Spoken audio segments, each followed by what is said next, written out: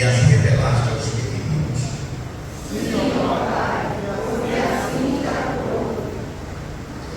Todas as coisas que foram entregues por teu Pai, ninguém conhece o Filho senão o Pai, ninguém conhece o Pai senão o Filho, e aquele a quem o Filho quiser revelar.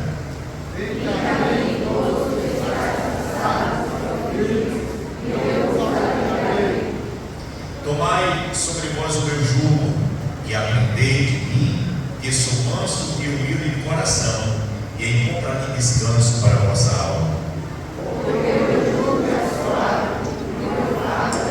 Glória a Deus. Oremos ao Senhor, nosso bendito e eterno, soberano Deus. Senhor, nós estamos celebrando aqui nesta noite. Obrigado pelos louvores, obrigado pela sua santa palavra, obrigado pelas vidas que aqui se encontram, Senhor. Deus, Senhor, conduziu até aqui. Agora, Pai, Deus, mais a grande obra, Senhor. Toca tuas mãos, estende tuas mãos, abençoe o povo do culto, Senhor, que sintam a tua gloriosa presença. Manifesta uma graça salvadora, Senhor. Deus, enche esse lugar de glória e alegria. Senhor, as tuas mãos estendidas, cure nesta noite os enfermos. As tuas mãos, Senhor, alcance aqueles que necessitam ser alcançados. O Espírito Santo, alegre o coração de cada um. Nesta noite nós oramos e agradecemos em nome de Jesus.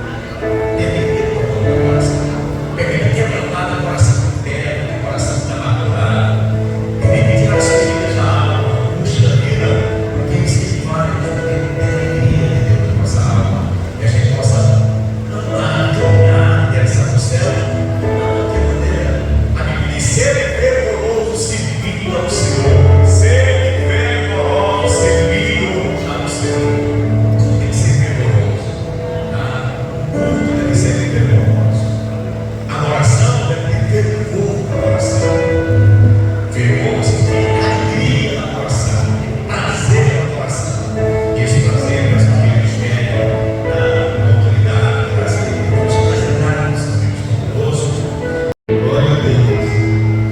Meus amados e queridos irmãos, é um motivo de muita felicidade de estar aqui esta noite para falar do nome do Senhor, falar daquele que nos salvou, falar daquele que nos libertou, que através do seu sangue derramado nos deu direito à salvação da nossa vida, a partir do momento em que nós aceitarmos a Ele.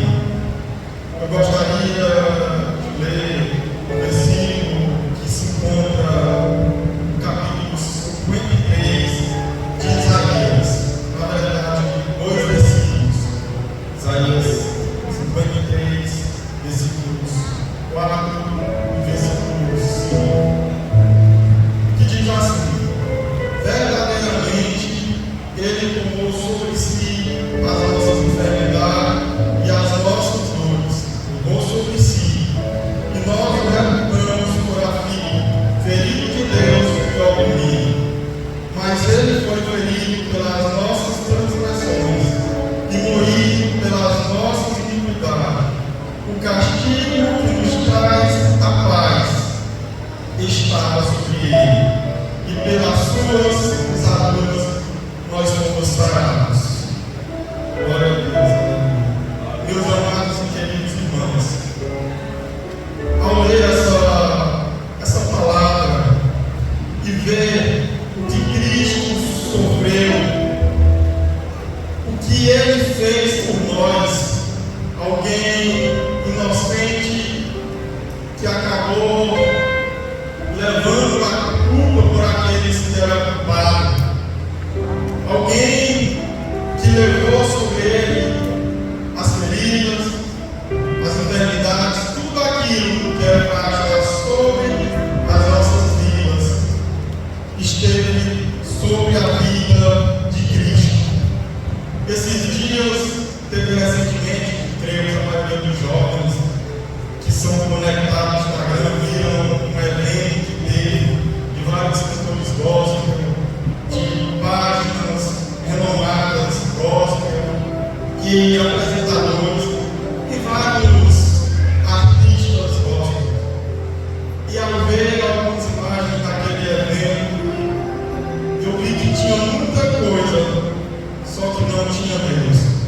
Talvez algum novo evangelho de algumas pregações de algum pessoal que não ainda tem entendimento que é evangelho, não tem o entendimento de que Cristo morreu não para que o meu e o teu nome fosse colocado em outdoor e para que a fama fosse para qualquer um de nós, mas o real motivo porque Cristo veio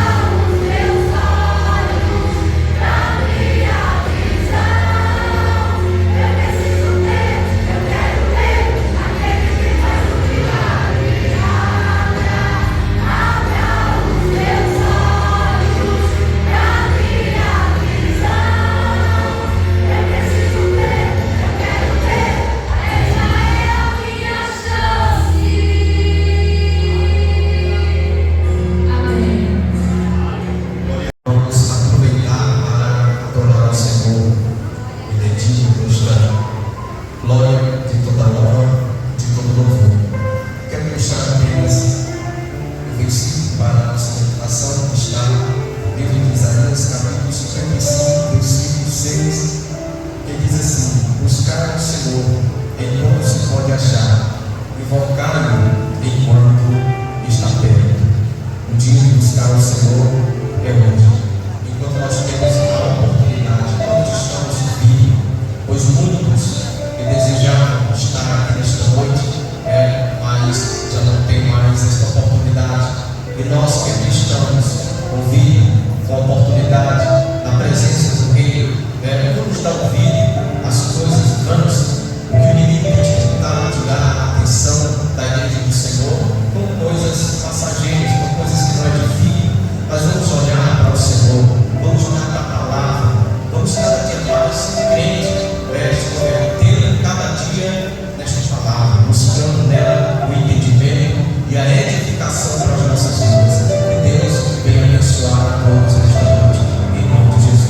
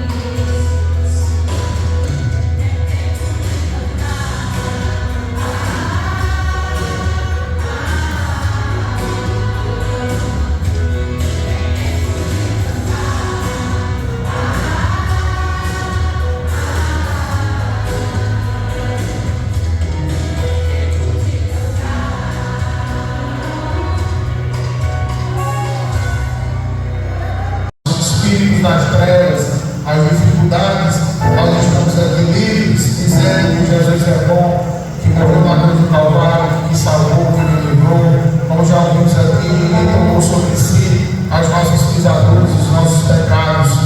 Porém, nós vivemos num mundo tecnologia, o mercado, o mundo hoje gira em torno de dinheiro, de informação, de poder, e isso pode confundir o povo de Deus. Como o irmão falou aqui, o mercado nosso não está preocupado somente em louvar a Deus, mas também está preocupado com o financeiro, com o que é que vende mais, com o que é que agrada. Isso tudo é perigoso para nós cristãos, pois sabemos que podemos cair em ciladas enquanto estivermos aqui pela terra, porque somos humanos. Mas para não ficar só nas minhas palavras, Paulo escrevendo aos Efésios, ele aconselhou o que ele, naquela época, ele escreveu já preocupado com nós, aconselhando o que nós deveríamos fazer para não cairmos no engano do mundo. Efésios capítulo 6, versículo 11 diz: revestivos de toda a armadura de Deus, para que possais estar firmes contra as astutas ciladas do diabo, porque não temos que lutar contra a carne e o sangue, mas sim contra os principados, contra as potestades, contra os príncipes das trevas deste século, contra as ordens espirituais da maldade nos lugares celestiais. Portanto, tomai toda a armadura de Deus, para que possais estar firme e resistir no dia mau, havendo feito tudo isso, fique firme. Esse foi o conselho de Paulo a Éfeso e serve para nós até hoje. A palavra de Deus ela é mais atual do que a tecnologia e que o 6G que vai ser lançado. A palavra de Deus ela é mais atual e ela existe para nos alertar, para que possamos continuar firmes, servindo a Deus. Pois quando paramos para pensar que a nossa passagem na terra é rápida, que ontem éramos crianças, que hoje somos adultos, se Deus permitir, amanhã seremos velhos, mas não temos como escapar, não temos que partir, sair da terra e enfrentar a realidade espiritual, enfrentar o mundo espiritual eternamente. E este é que devemos nos preocupar, porque Deus não vai ter como consertar o mundo, na próxima vida não vai ter como consertar as coisas erradas que fizemos aqui. Portanto, só que não temos condição, humanamente impossível, fazer tudo a não ser reconhecer Cristo como Salvador, cumprir o que Ele determinou, pois só Ele foi quem teve o poder de salvar as nossas almas. Que Deus em Cristo nos abençoe, nos guarde e conserve-nos na presença dEle, que o Espírito Santo não se afaste da igreja e do seu povo sempre. Amém.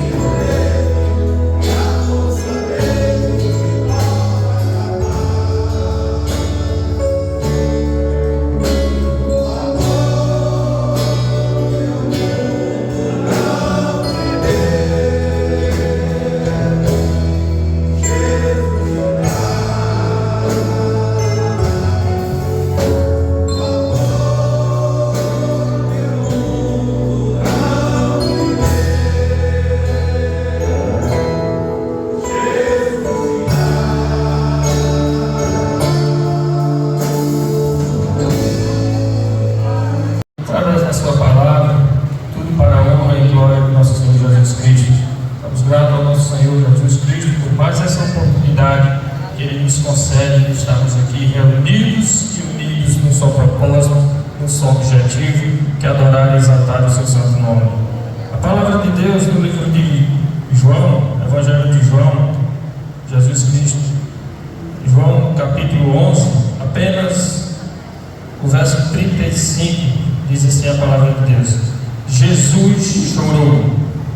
Amados e queridos irmãos, esse é o menor versículo da Bíblia Sagrada, mas para mim é um dos mais poderosos, um dos mais importantes, porque mostra a compaixão do nosso Senhor Jesus Cristo para com todos nós.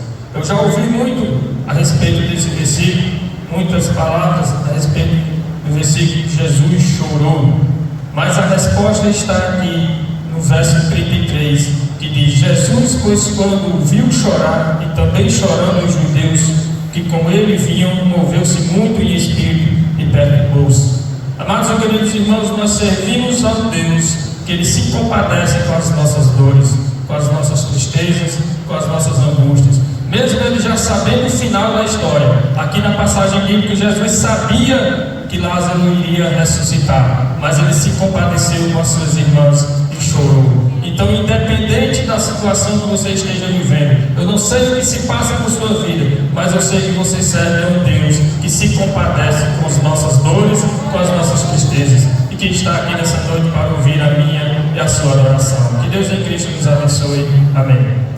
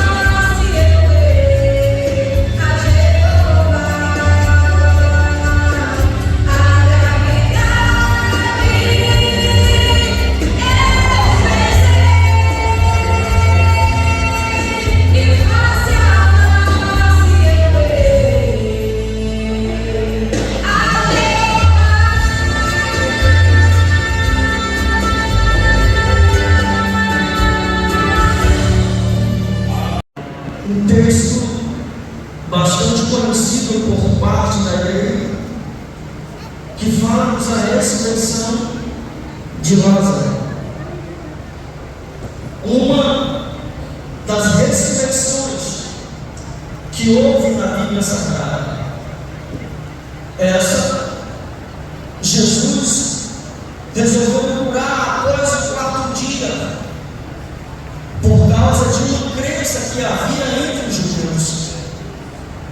Interessante que quando nós paramos para olharmos para esse texto, o Evangelho de João é um dos evangelhos mais teólogos quando lemos a Bíblia Sagrada.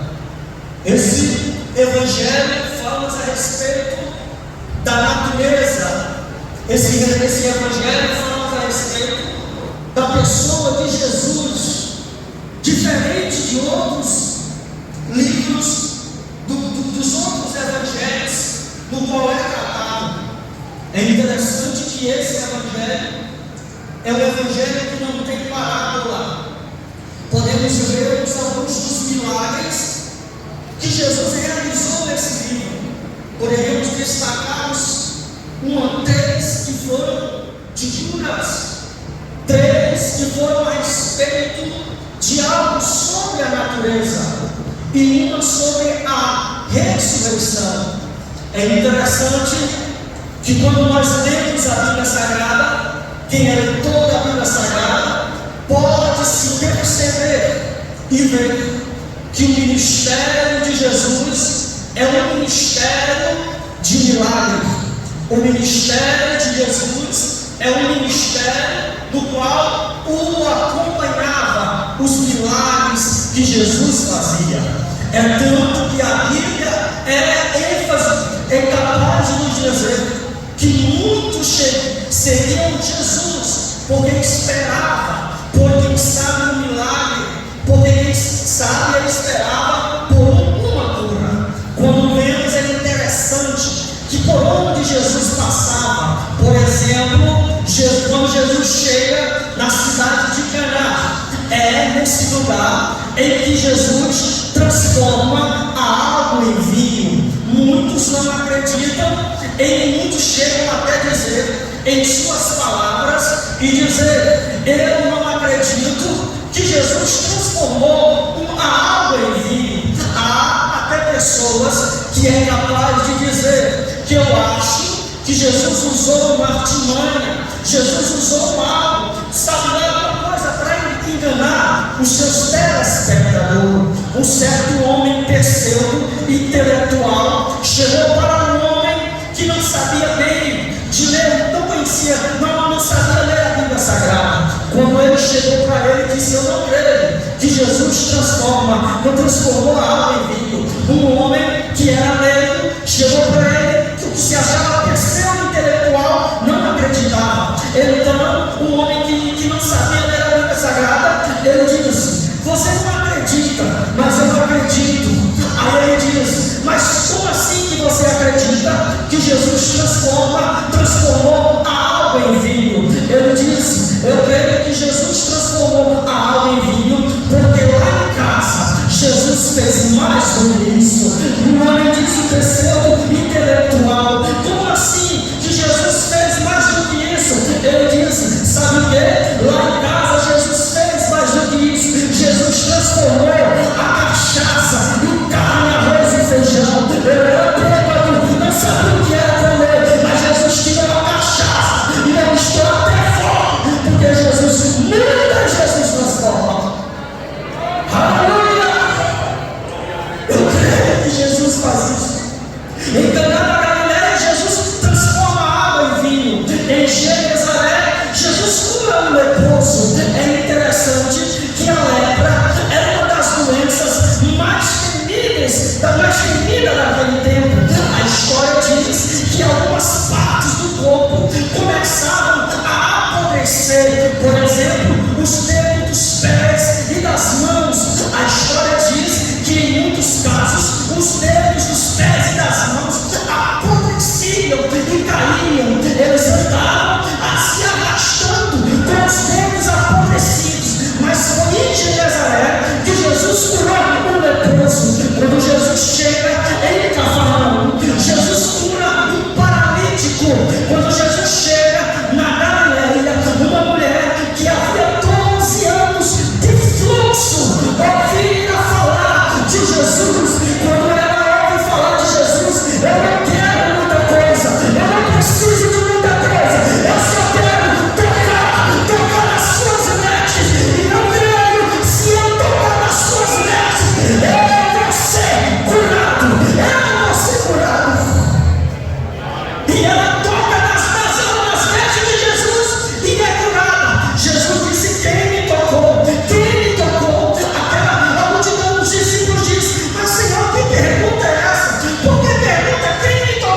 Jesus disse: eu pergunto quem me tocou, porque de mim saiu poder, de mim saiu virtude. Jesus curou aquela mulher. Quando Jesus chega em Jericó, Jesus cura um cego de nascença que muito tempo atrás não enxergava. O interessante é que ele era cego, mas ele tinha ouvido. Ele era cego, mas ele tinha voz. Ele ouviu falar de Jesus e de Jesus, filho de Davi, tem misericórdia de mim. E Jesus vai lá e cura um cego que era de nascença em Samaria. Jesus cura 10 leprosos. Existiram algumas ressurreições que Jesus havia ressuscitado antes do próprio Lázaro. É interessante que existia, por exemplo, a filha de Jairo. A filha de Jairo tinha 12 anos. Foi no mesmo percurso em que aquela mulher do fluxo de sangue também ela estava, sofria de 12 anos. É interessante que ela sofria de 12 anos e a filha de Jairo estava 12 anos, ela tinha 12 anos. E aconteceu que ela acabou sendo falecida, mas Jesus operou os 12 milagres no caminho, enquanto muitos impediram. Já não perdoa ele, a tua filha está morta. E Jesus disse: crê, que tu vai ver o que vai acontecer. Quando Jesus chega na casa de Jairo, Jesus cura, Jesus ressuscita uma que há muito tempo, que pouco tempo ela havia sido morta, mas Jesus trouxe vida. Aonde Jesus chega, ele vem com vida, ele traz vida e ele traz a paz, porque ele não é o que quer dizer maravilhoso, Deus forte, Deus conosco, porque ele está no meio do seu povo, porque ele não abandonou os seus erros. Tem que crer comigo nessa noite, tem que crer comigo nessa noite, ele não abandonou os seus erros. Aleluia! Aleluia! Jesus vai para uma determinada cidade. É interessante que essa mulher não procurou Jesus. Jesus vai entrando na cidade de Naim. Havia duas multidões. Uma multidão que estava carregando um defunto. Essa multidão era a multidão da tristeza. Essa multidão era a multidão do luto. Enquanto a multidão do luto está carregando um que havia morrido, o que acontece? Jesus entra na cidade de Naim. Não era como uma multidão de pessoas que eram tristes, mas era uma multidão de gentes que tinham vida. E a multidão de quem estava com luto encontrou com a multidão que havia vida. A multidão de luto se encontrou com a multidão que havia vida. E quando Jesus chega naquela cidade, a mulher não procura Jesus, ela não procura Jesus, mas Jesus veio ela, se compadeceu dela e disse: mulher, não chores, não chores. E diz o texto que Jesus chegou, tocou no esquife e os que levavam pararam. E ele disse: jovem, a ti te digo, levanta-te, levanta-te. O jovem que havia morrido agora estava com vida, porque ele encontrou quem tinha vida. Eles encontraram aqueles que havia tido a vida. Quando chegamos nesse capítulo, o capítulo 11 de João, nós encontramos uma história de um homem que já havia sido sepultado 4 dias. Ele já havia sepultado 4 dias. E é interessante que nós podemos percebermos que aquele homem que havia morrido era um amigo de Jesus. Lázaro tinha uma grande amizade com Jesus. Sabe o que é? Ela tinha uma grande amizade com Jesus, uma amizade profunda, que é tanto que a Bíblia diz que quando Jesus passava por aquela região, Jesus se hospedava na casa de Marta, de Maria e de Lázaro. Quando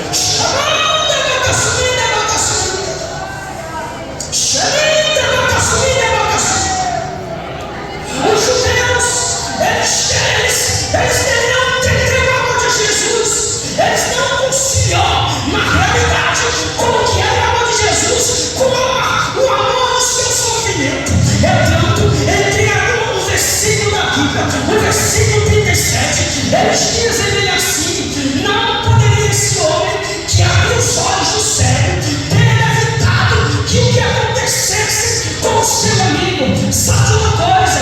Eles mandaram avisar que Lázaro estava doente. Eles, o mensageiro vai até onde Jesus estava. Lázaro estava doente. O que? Quando Jesus recebe a notícia que Lázaro estava doente, quem sabe Jesus poderia ter curado da onde ele estava. Quem sabe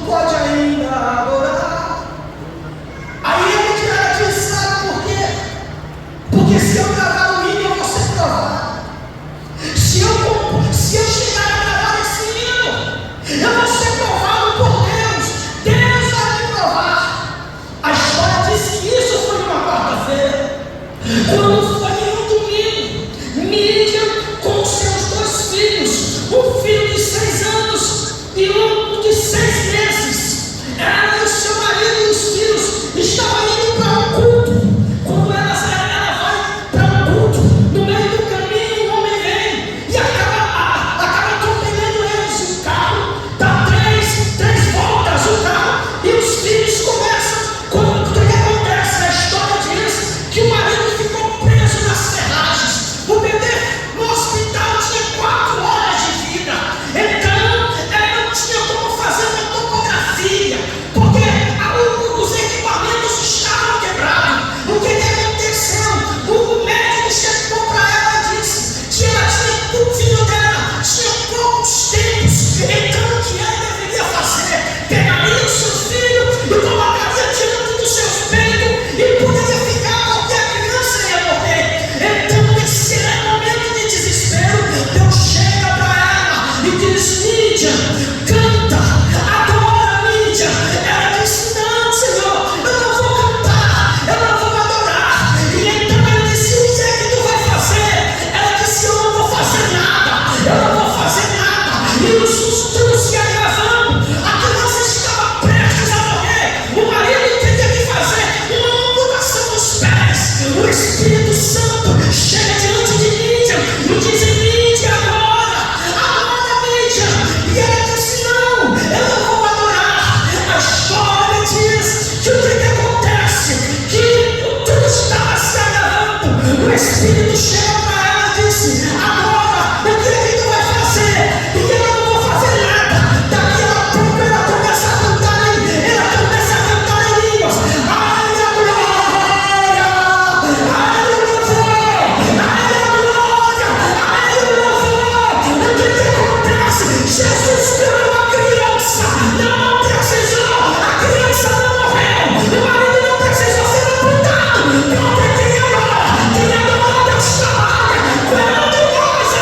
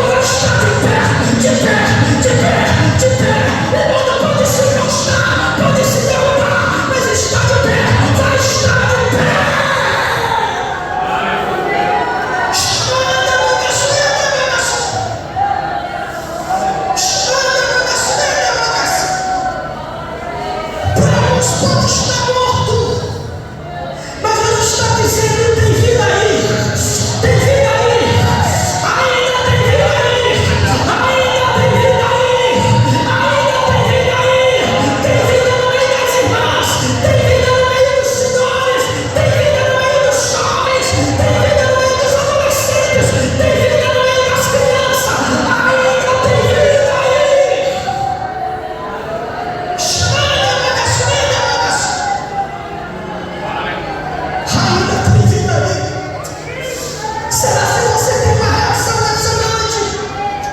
Deus quer ver uma reação sua. Deus quer ver uma reação. Aí dentro de você ainda tem vida.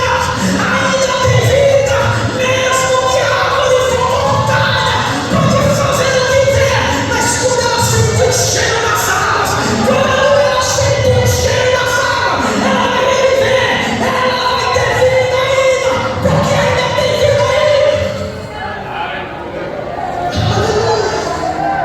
Se para muitos é morte, para Jesus somos vida.